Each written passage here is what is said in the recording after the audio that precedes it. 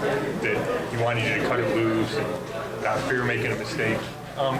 Did you feel that was necessary? Did he need to say that to you? I think it went beyond just playing like on the field type stuff. I think him saying cut it loose to me means let my personality go, let everything, just the reason why I was brought here is because of that stuff, the infectious energy, the passion for the game that I try and bring every day. And so I think it was more than just on play. And we've talked about eliminating mistakes. Is there a fine line there between eliminating mistakes on the field and being willing to take those? Oh, absolutely. There's smart decisions and then there's careless. But playing aggressive and playing on that line is something he talks about. You got to be able to do that. You got to be able to find that little balance right in between that. Statistically, the last two games for you have been just so much better than previous games. Is it, in your mind, is it a change of left tackle, a coaching change, or is there growth from you? And can you pinpoint what's going on? I think it's a mix of all of it.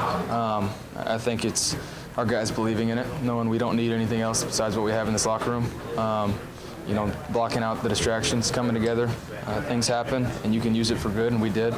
And just focusing on doing our job. I talked about that the whole season, and then we finally realized if we just do our job, our 1/11th when we're out there playing, then we can get things done.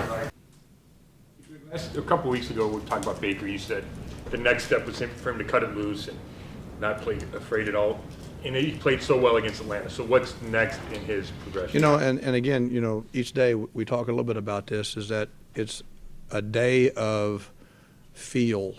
It's a day of experience. It's a day of anticipation. And the more you play, and when you go back and talk to any of the real good ones, okay, sometimes they can't tell you why they know what they know in anticipation. And I tease the guys all the time, can you tell the difference between anticipation and guessing?